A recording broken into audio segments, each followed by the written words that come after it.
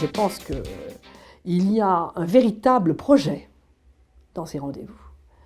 Et un projet qui donne maintenant tous ses fruits, c'est-à-dire que c'est un moment privilégié où les spécialistes d'histoire ont une rencontre avec un public avide d'histoire.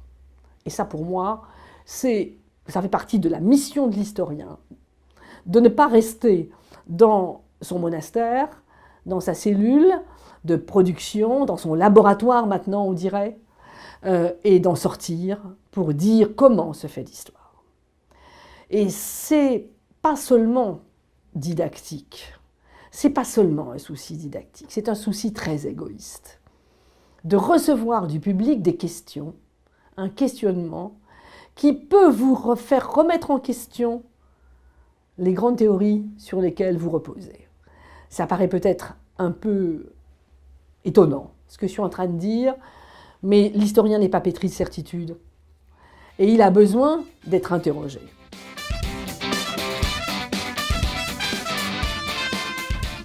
Pourquoi j'ai proposé cette intervention?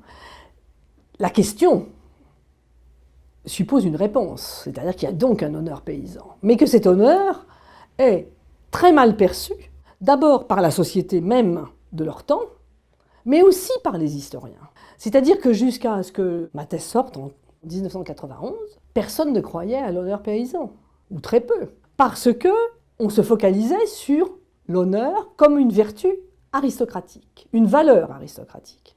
Et c'est parce que les textes même du Moyen-Âge, de la littérature en particulier, proposaient cette interprétation. Le mot qui désigne les paysans, c'est vilain. Qu'est-ce qu'il y a dans le mot vilain? Le mot ville. Ville. Ça n'est pas seulement, si vous voulez, parce qu'il habite la villa, dans la campagne. Ce serait une erreur profonde. C'est aussi parce qu'il est ville au sens moral et physique du terme.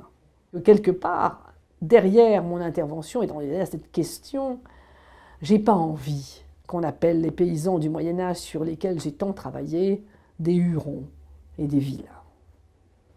J'ai envie de relever le défi et de relever le défi en démontrant que ça fait partie, oui, de l'histoire, mais de l'histoire des représentations. Et qu'on ne peut pas faire seulement de l'histoire à partir de l'histoire des représentations.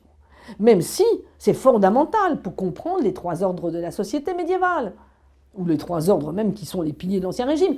Les paysans, même s'ils sont reconnus à un moment, ne font que les pieds de la grande statue qui sert à illustrer ce qu'est l'État et le royaume.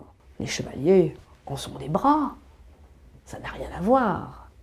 Évidemment, le monarque en est la tête. Donc je crois que... Mais sont les pieds. Il est important d'avoir des pieds.